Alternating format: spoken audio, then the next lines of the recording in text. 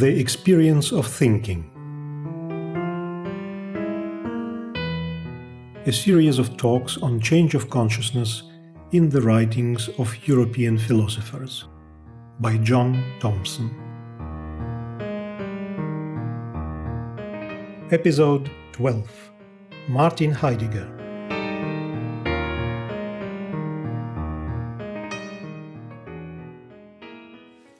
Last week, I spoke about Friedrich Nietzsche, who died 1900. So he's an introducer of the 20th century, not a member of it. And those who are here will remember how he speaks about man has to surmount himself. Man meaning humankind has to surmount himself, and what that means and how it's expressed in this poetic text, Thus Spake Zarathustra. I teach you the Overman, the Superman, the Übermensch. And so for Nietzsche, all values, truth and meaning depend on the human being. There's no other source. The metaphysical world is empty. God is dead, and idealism is an illusion. That's Nietzsche. That's his gift to the 20th century. Like all philosophers, of course, there are many contradictions when you try to understand them. But clearly he was an individual who had some kind of prophetic gaze. He saw something that was coming. And his contemporaries were pretty blind. He knew that there was a tremendous change going to happen in Western society, of destruction, of war. And he didn't avoid that. He saw that as part of a process that was inevitable. So he gave a certain new direction to philosophy. Not everybody was taken up by his ideas. Some people wanted to continue with the traditional way of thinking, but he challenged all that. And really, in the 20th century, people looked back and said, well, Nietzsche knew something of this. One of his followers, a man called Oswald Spengler, historian, wrote a book published about the time of the First World War called The Decline of the West, very Nietzschean. And he sees humanity going through different stages. The modern stage he described as the Faustian one. Let's call it the Faustian one, because Faust, you remember, is always trying to go to reach something that he can't attain. And so our age is the Faustian age for Spengler. And that means that our whole civilization is bent on trying to attain something that's unattainable. And one day we know it's unattainable, but we're still trying to attain it. That's something of Spengler's message. Now, this is part of the two streams I spoke about, the existential stream and the other stream, which we'll talk about next week, stream of the analytical school. And Nietzsche, in some ways, still belongs to that stream of directing people to look at their own lives and to realize that they have to surmount where they are. The philosopher who really initiated this was the Danish philosopher Kierkegaard. And for him, again, there was another movement that had to be made. He saw 19th century humanity as living in a kind of observer aesthetic attitude to life, a little bit detached, a little bit removed. And for him, a very different step from the Nietzschean one, he felt that it was a huge step forward in which mankind had to move, and that was in the direction of an inner ethical grasping of life, a basic ethical grasping. Well, that's the beginning of what we call the existential idea. I can't say more about these two now, but when we come to today's figure, Martin Heidegger, although he always disclaimed the idea of being an existentialist, which became very popular, especially in connection with Sartre and other people, Camus, he always rejected that as applying to himself. Yet, in my definition, he certainly very strongly belongs to it, because he's again turning inwards, looking at the situation of the human being and trying to understand it. Now, of course, Heidegger, this is him in his mellow years. If you see photographs of him in his early years, he looks a bit different. First of all, less flesh, much more penetrating eyes, much more ready to challenge the world. Here he's come to a more resigned attitude to life. But he's a very controversial figure. First of all, controversial because his books are very difficult to understand. And secondly, because of his connection with the National Socialist movement in Germany.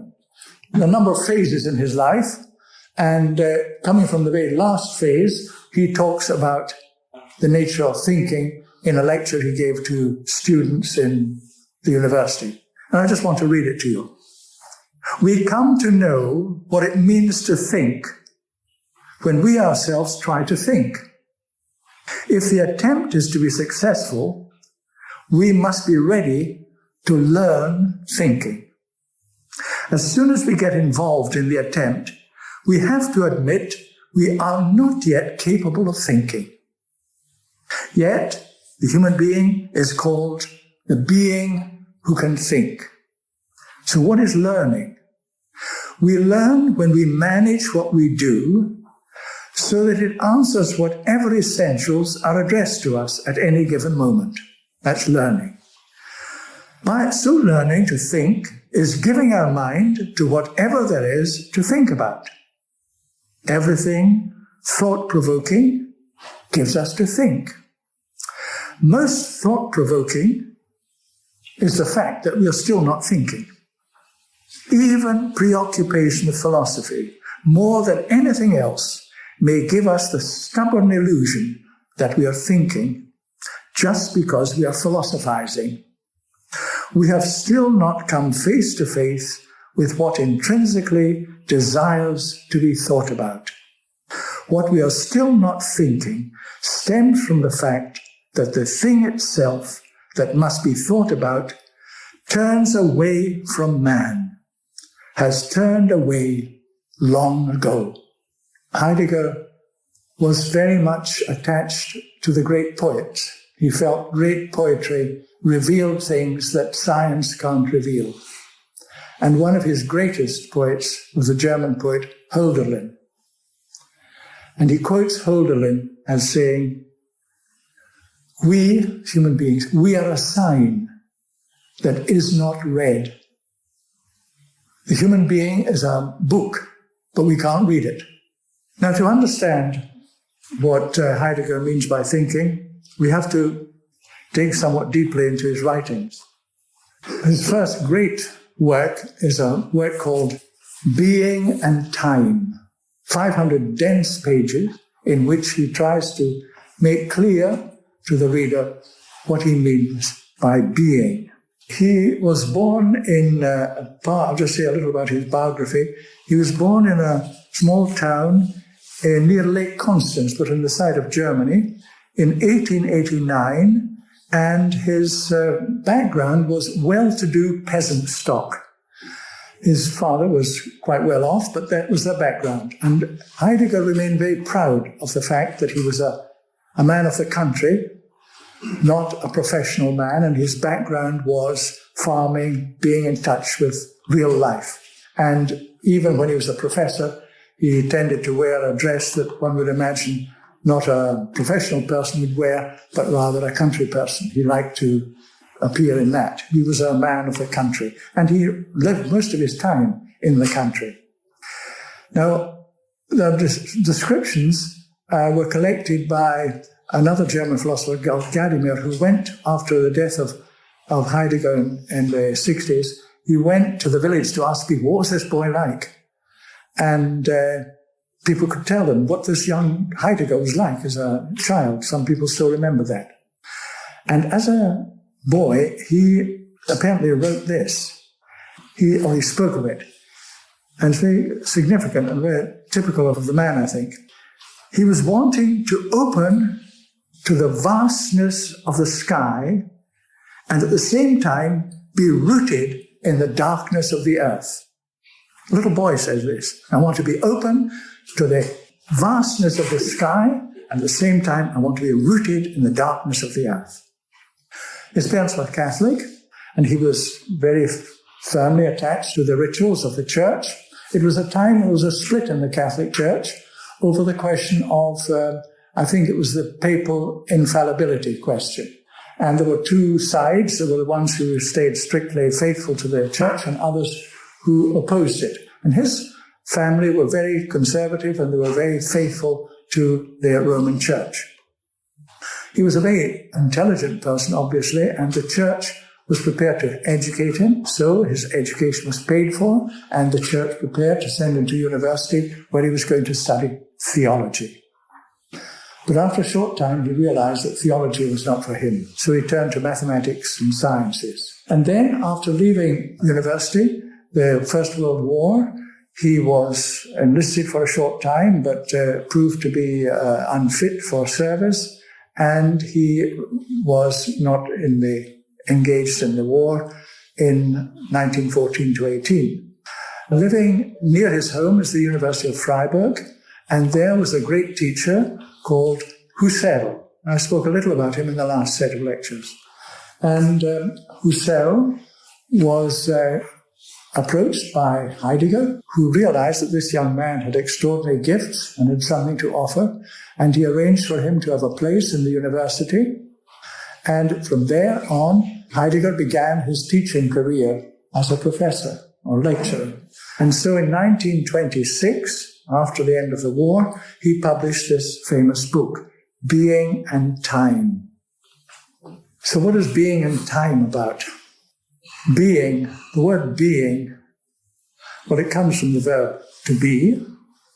So we've got lots of words where we're using it all the time. My wife is in the room. London is in England. Granite is quartz, mica, and feldspar. Quartz is silica. Silica is molecules of silicon, oxygen, and so on. The bird is alive. Time is. So we got a little word is, and that's the verb to be, and being is a participle of the verb to be. And we use being also as a noun, the human being. Today, can we talk about the being of Emerson? Higher beings, divine being, the being of an animal. What are we talking about then when we say being? Heidegger, in the beginning of this book, Being and Time, says that he's going to explore the meaning of being, but nobody understands it. We've all forgotten it. There was a time when humanity knew what being was, but that was lost a long time ago. In fact, he maintains in the first paragraph of the book that it began to be lost with Plato and Aristotle. They began to lose the perception of being. So what is he talking about? How can we talk about something that we've forgotten? And so he constructs a whole language in which he endeavors to make visible to us what our society has forgotten, the nature of being. There's a passage in an interesting book by Aldo Leopold, an American, who became a great ecologist, and he wrote a book called A Sand County Almanac. And he was accustomed to, not quite in Montana or somewhere he lived, to go into the mountains, and there were deer there, and the wolves were preying on the deer, so they used to go and shoot the wolves. And it was quite normal. If you saw a pack of wolves, you just fired your guns at them, and the more you killed, the better, because that was saving the deer. And so he was at one of these expeditions one day, and they saw a pack of wolves down on the slope, and they all poured their bullets into this pack, and they rushed off, but an old wolf fell down, and a pup started limping away. So he went up to the old wolf, and he had a particular experience which changed his life. He said, "We reached the old wolf in time to watch a fierce green fire dying in her eyes. I realized then, and have known ever since, that there was something new to me in those eyes, something known only to her and to the mountain." So that was a very particular experience, and I always refer to it as a modern person encountering being, the being of the wolf and the being of the mountain. Now, these are rather abstract terms for us today. We talk about the being of Shakespeare, the being and so on, but how much do we really understand of what is underlying that noun, that word? What is it? And for Heidegger, this was the forgotten area. This is connected with our understanding of what is truth. Philosophers are in the search for truth, as scientists presumably are. What is truth? What do we mean by it? And Heidegger also sees, going back to the Greeks, that they had two rather different ways of seeing it. The one has persisted, and that is that a statement is true if it corresponds to the facts. There are 15 people here or whatever. That is true if there are. It's not true if there are 16 or 14. That's the kind of definition we might give to truth. Correspondence with the world out there. I make a statement. Is it true? If it corresponds with the situation, it is. If not, no. But there was another understanding of truth that the Greeks had, and that's expressed in their word for truth. Aletheia. In the Greek letter, A-L-E-T-H-E-I-A. Aletheia means truth. It's the normal word for truth, but it is, like most words, composed of other words. And the central idea is lethe. Now, lethe is the river in the underworld where, when souls cross from the underworld into the new life, as described by Plato and others, then they have to cross the river Lethe. And in crossing the river Lethe, you forget. That's it. That's the reality. That's why we are walking around here and we've no memory of what happened before birth, because we've crossed Lethe. So aletheia, a is a negative, privative they call it, a negative. So aletheia is not forgetting. Truth is the not forgotten. Heidegger translates it as the unconcealed. Truth is what was concealed and is no longer concealed. And so it relates to the possibility that a human being can be so open to the world that you actually perceive the truth. So it's not something that you analytically compare your statement with a situation out there. That's one possibility of seeing truth. But it's rather that the human being has the capacity just to turn an awake perception to a certain phenomenon and see.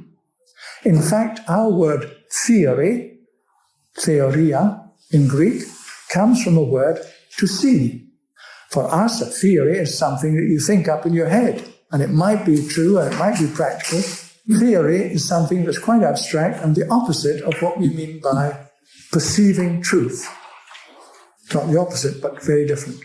So this is where Heidegger takes his start in looking at the world out of the possibility that we can begin to perceive it and to perceive it at the level of being. When Heidegger published this book, it was an immediate shock to the academic class in Germany, the professors. Here was somebody making extraordinary statements and clearly marking out new areas of thought for philosophers. Heidegger had already lectured on practically every aspect of European philosophy, from Plato and Aristotle through the medieval scholastics, Augustine, Aquinas, then all the later ones. He was an expert in all these disciplines, and even the Gnostics and people in the fringe of strict philosophy he had studied and knew, so that when he spoke with a tremendous authority, and his writings were received with great attention by the people in Germany, by the philosophers. And of course his great master, Husserl, recognized he had made his contribution already, and he recognized that this man had something unique to offer. Now, to try and get a picture of how Heidegger wants to take us, first of all, he rejects everything that the 19th century had held as important. He rejected all 19th century metaphysics and religious ideas. In metaphysics and religion, we are quite familiar with the idea of being. So when he's talking about being, he's certainly not talking about what the church is referring to or what 19th century philosophers are talking about. He wants to get rid of a certain dualism, if I can put it like that, which goes right back in European philosophy to Plato. Plato had the idea that the world we look at is not the true world. The true world is a world of ideas or forms that are perceived by the philosopher, but most people are staring at a shadow world. And that world, therefore, is what I might say an inferior world to the real world of Plato's forms or ideas. And that split goes right through European philosophy. There's one world and another. In Descartes, it takes a very different form. Descartes had to search for what can I really rely on? What can I say is true? Well, the one thing I can say is I'm thinking and therefore I am. I can't get around that statement. It must be true. But the real world, the world I look at, I've got to show, secondly, that that does exist. So his central reality is the world of the mind. The secondary world is the world that the mind takes hold of when it opens its eyes and looks at it. So for him, again, there is a real world, more real than the other. And again, you find similar dichotomy or split in both Kant and Hegel. So Heidegger's intention is to get rid of that split. And he wants us to see that the human being is actually a wholeness. It's not, there isn't a soul going on inside us, inhabiting a body which can be separated from it. That doesn't exist. The reality is a totality. And the totality is human being in the world. That's the whole. Now, how to get hold of this? What ideas can I create that will help us to get hold of this? And he invents a language like with putting three words together with hyphens in between as a noun. So he invents the word being in the world. Being, hyphen, in, hyphen, the, hyphen, world. There's a being in the world. That's a reality, like a noun, like chair. And so his book is full of such nouns. German is a language more adapted, perhaps, to these creations of that kind of language. English is very awkward with it. And so sometimes translators prefer to stick to the German, but of course for English readers, you have to translate it. So it makes texts that are very harsh on the English ear, I think. However, they may become meaningful. So, this being in the world is the reality. There is no other. Now, being in the world is actually existing.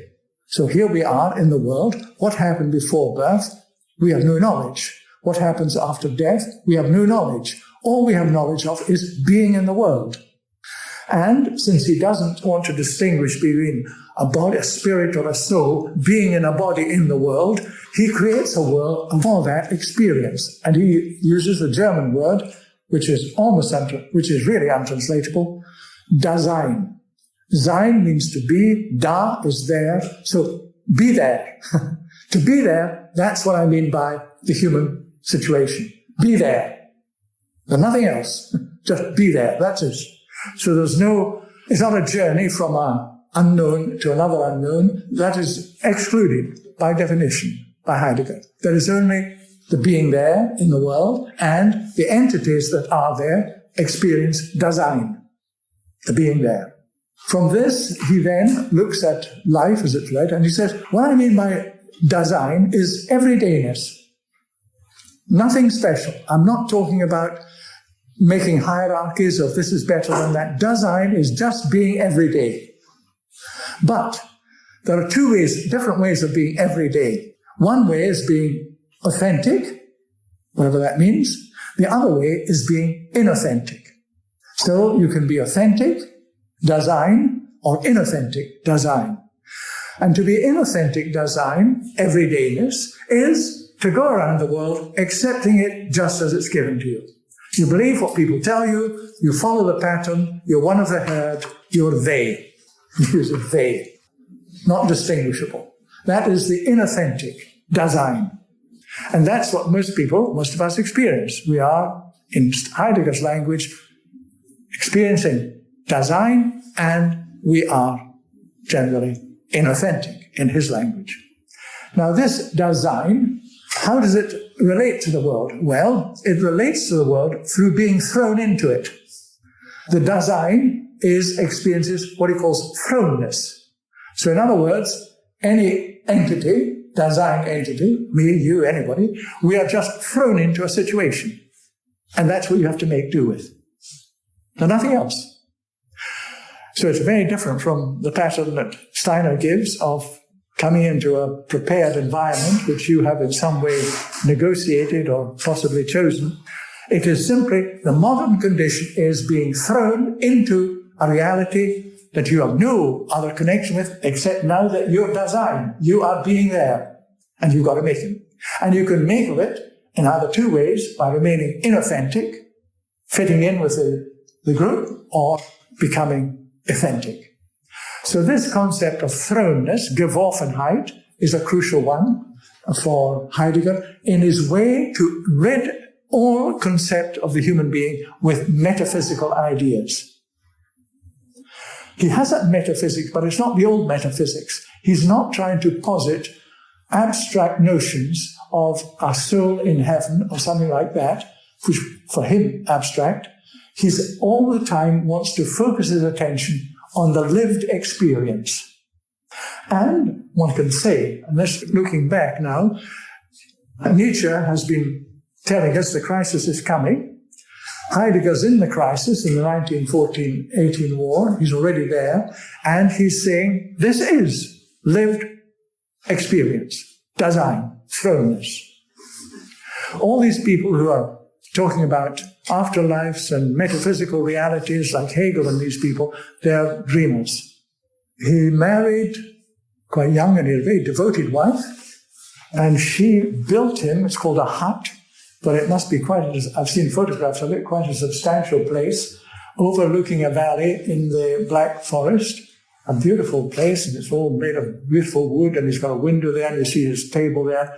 And for the whole of his life, Heidegger sat there writing these volumes, writing his lectures and so on. And during that period, he also had a very intense and intimate relationship with a young Jewish philosopher called Hannah Arendt. She was quite a remarkable woman, much younger than Heidegger, but they shared this hut in the Black Forest for about a year during his marriage, and then she left him. Still as a friend, and was still devoted to this man who had taught her so much. About Hannah Arendt, in her own right, she was a very great figure. She came into publicity at the time of the trial of the man who arranged Auschwitz. In Jerusalem, he was in a glass cage when he was being tried, and she was taking notes, and she speaks about the banality of evil. And she's written a huge book on the nature of totalitarianism, very thick, 300 or 400 page book on this. And Jewish, of course, and Heidegger had this very intense, very intimate relationship with Hannah. That lasted for a certain time, and then their ways parted, but they did meet later on. About this time, Heidegger writes this in a letter to a friend. Perhaps philosophy shows most forcibly and persistently how man is a beginner. Philosophizing ultimately means nothing other than being a beginner, which is quite encouraging for us. His works are really voluminous. Apparently, when they'll all be published, there'll be about 100 volumes. So one has to realize that one's making very limited selections of the work of this man. In a letter called What is Humanism, he writes the following. But being, what is being? Well, it is itself.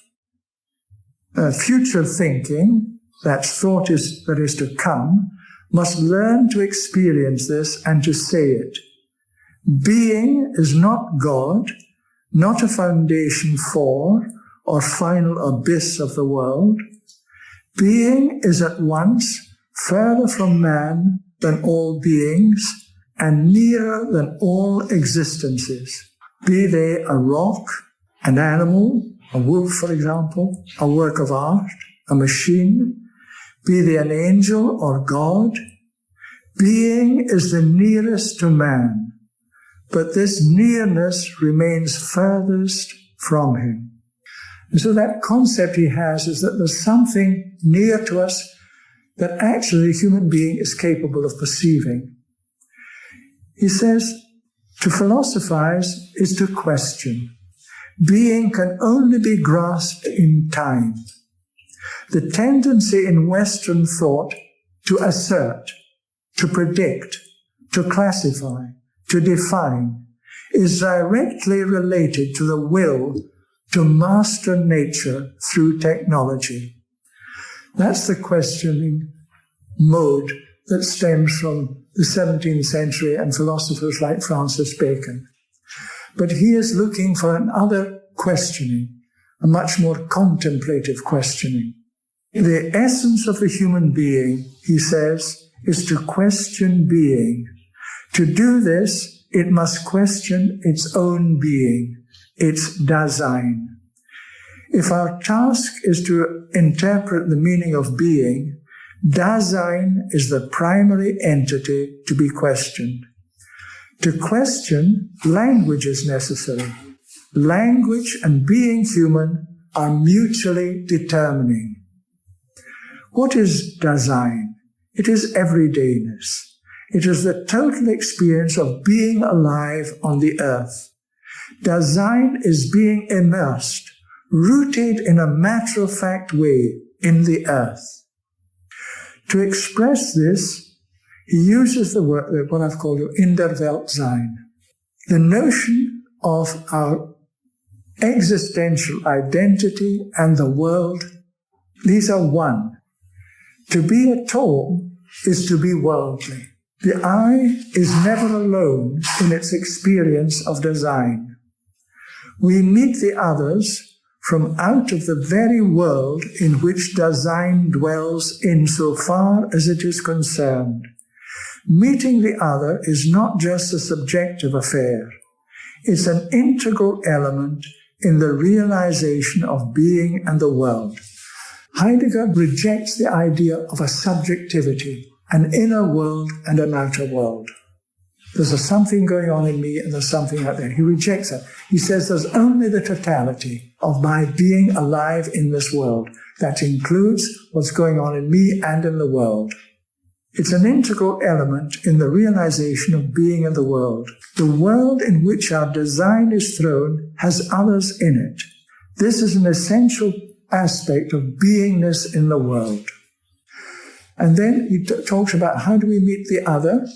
And first of all, the other is a threat, because insofar as we're inauthentic, we're following the herd. We're going with the other. To step back from the herd is to see the other as a threat, a menace. But then he overcomes this gulf between the one and the other by saying an aspect of the Dasein is what he calls Sorge. And Sorge is the German word for care or concern. He says the fully authentic individual is the one who is concerned, the one who cares. Not only cares for the Dasein, but part of that Dasein is the world you're living in.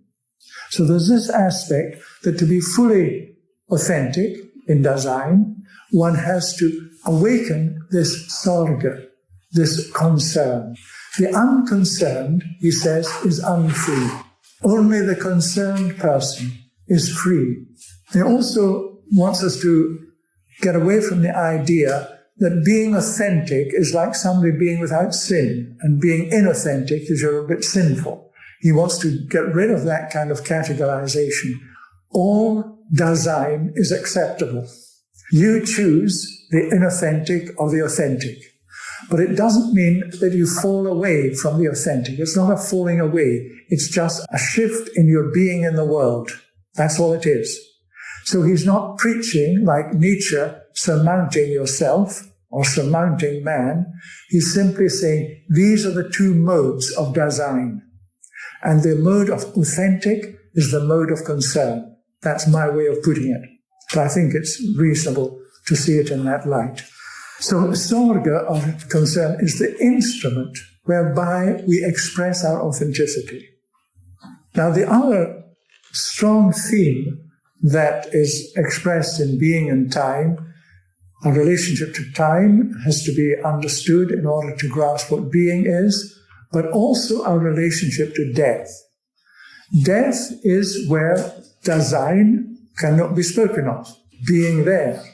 So death is not for him the great enigma, but the great reality that enables us to have the consciousness we have. Because we are always, right from the moment of birth, death is possible. So death accompanies us through all our being in the world. And it's this consciousness of death that has the instrument, as it were, that enables us to fully live in our Dasein. He speaks of being towards death. There are many, many books written on what Heidegger means by different things. And one that I came across, I thought was interesting. Heidegger, on one level, you can think he's talking about personal life.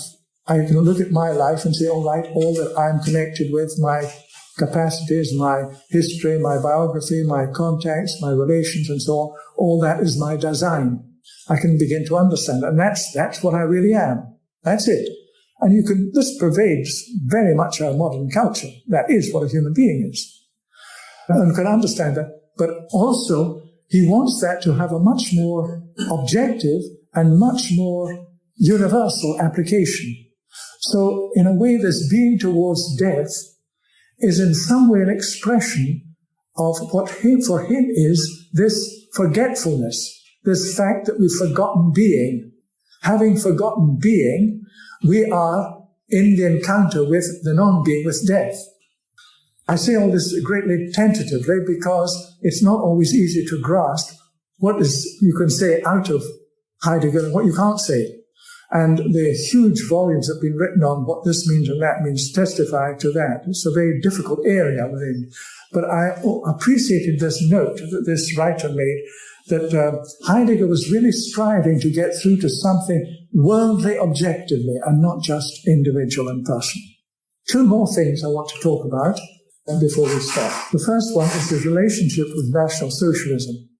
He grew up in a time in Germany, 1914, and there was a very strong movement then of the folk having to realize itself.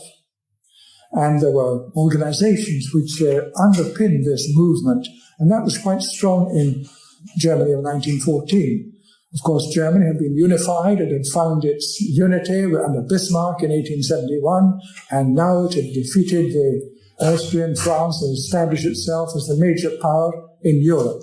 And so there was a certain nationalism behind this, but also something which I think tends to be particularly German, and it goes back to the 18th century.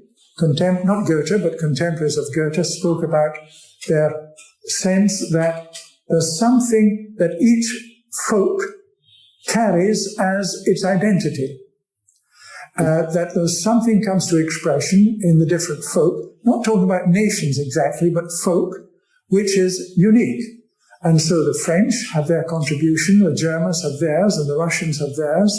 These are expressions of something deeply belonging to what you might call the being of the people rather than nation.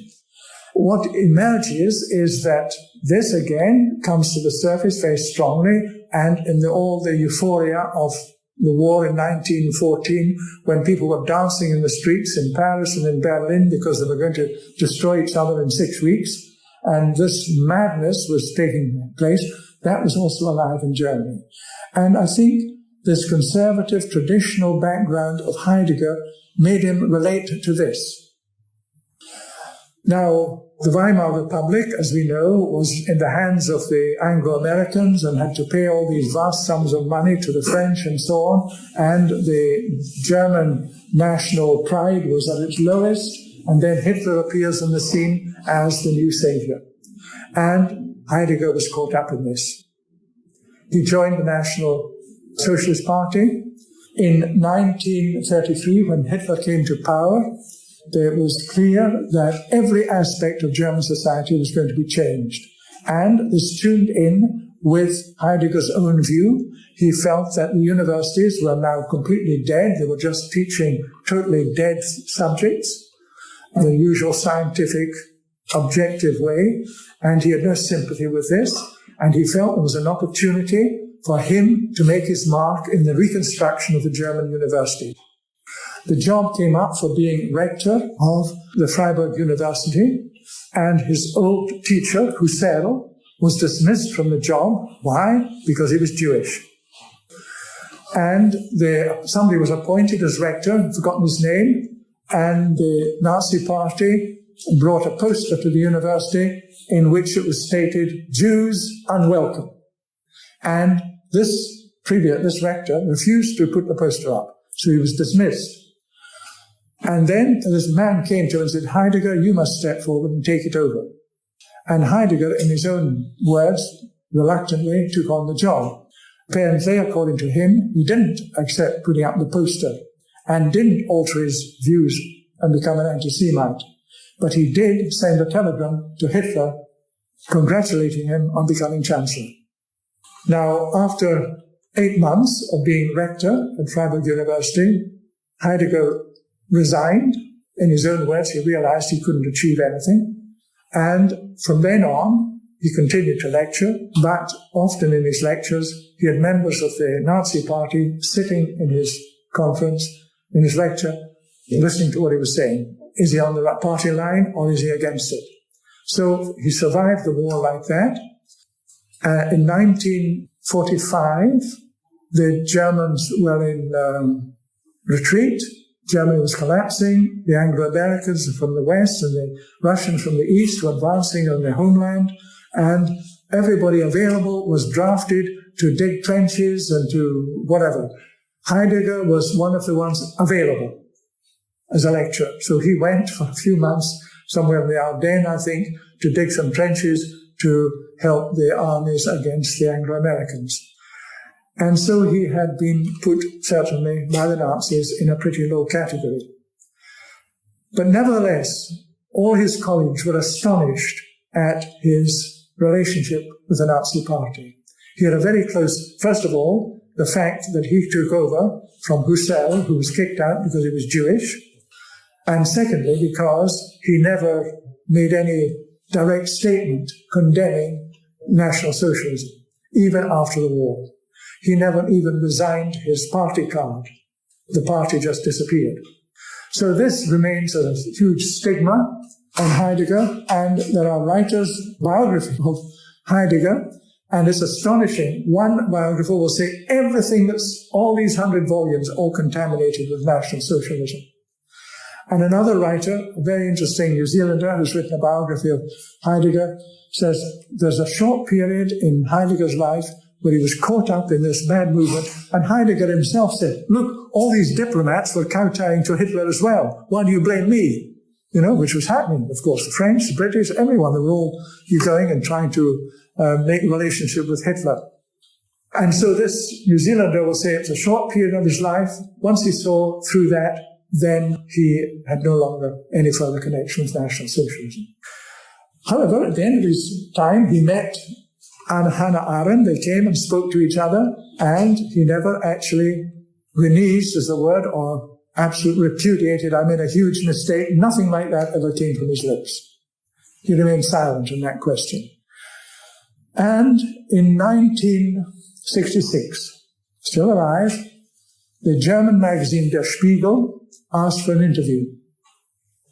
And the result of the interview, I don't want to be published till after my death. So they challenged him. Basically on, I think, 2 areas.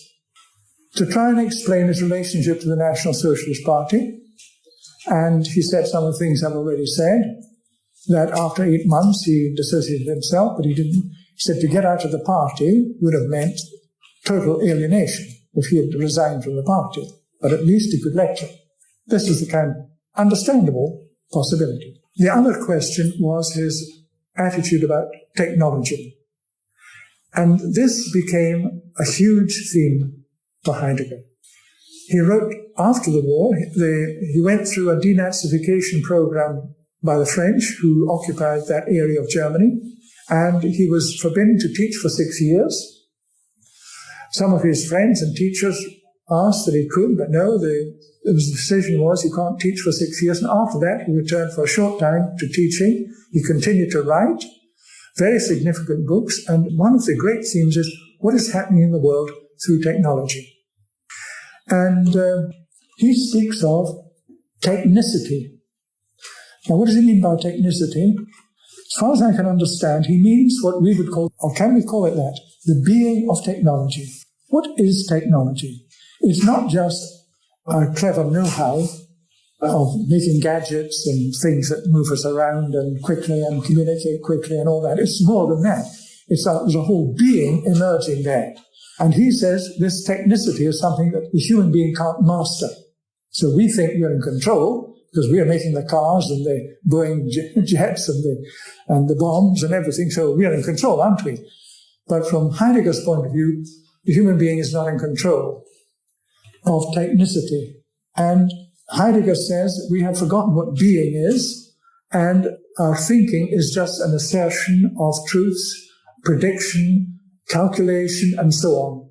And for him, the quest after truth is a contemplative exercise, so that his later writings really make this clear that his engagement in thinking is not just a way of finding a new way of looking at things, but a profoundly different method. In this challenge, this interview with Der Spiegel, I've picked out a few remarks which are in a long 10 or 12 pages of written text, which was finally published after his death. And I've picked out some of on this question of technicity, some of the statements he made in 1966, not to be published after his death. Heidegger speaks of technicity, that is the being expressed in technology, the underlying impulse that technology achieves for the human being. And he says this is what he said to these journalists. Technicity increasingly dislodges man and uproots him from the earth. All our relationships have become merely technical ones. It is no longer upon an earth that a man lives today. Everything essential and of great magnitude has arisen only out of the fact that man had a home and was rooted in a tradition. The theme of homelessness is one that he speaks a great deal of in Being and Time, that's one of the essential conditions of modern humanity, homelessness. Well, he's writing this in 1926, and we look at the millions of people who literally experience it. But of course, you can experience homelessness without leaving your home also. He's asked by these journalists, you as a philosopher, can you give us some way forward? Can you tell us how we should be looking at the world in order to overcome these problems we're talking about? And then he pronounces this statement, only a God can save us. The only possibility available to us is that by thinking, and to use a strange word, poetizing, that means being the poet, having the vision of the poet. The only possibility available to us is that by thinking and poetizing, I'll use that, we prepare a readiness for the appearance of a God. Now, he doesn't mean the religious God that he rejected years before. He was a great fan, I was almost going to say, of Hölderlin. And Hölderlin is an extraordinary poet living at the time of the French Revolution, who's totally living in the world of the ancient Greeks. Not totally, but out of the world of the ancient Greeks, he is reading his own society. And Hölderlin becomes one of the giants that speaks deeply to him. And when Hölderlin talks about the God, or gods he even talks about, he's talking about some kind of non-material presence. as the world descends into much more and more material reality, he's asserting again the reality of something that is of this non-material world, the gods. And so Hölderlin is the one who's pointing a direction for Heidegger at the end of his long trajectory, when starting off running after Hitler and praising the Führer and telling the German people that the Führer now tells us the way forward. And now at the end of his life, he's saying something quite different. I'll read a few more sentences. Thought asks us no more than this, that it helps achieve this insight. Philosophy itself is at an end. Cybernetics, that's cybernetics, robotics, virtual reality. Cybernetics now takes the place of philosophy. As far as I can see, an individual thinker is not in a position, by reason of his thought, to see through the world as a whole in such fashion as to be able to offer practical advice. And this, indeed, in view of the fact that his first task is to find a basis for thinking itself. For as long as thought takes itself seriously in terms of the great tradition, it's asking too much of thought for it to be committed to offering advice in this way. By what authority could this come about? In the domain of thinking, there are no authoritative thoughts. The only measure for thought comes from the thing itself, but this is, above all, the eminently questionable.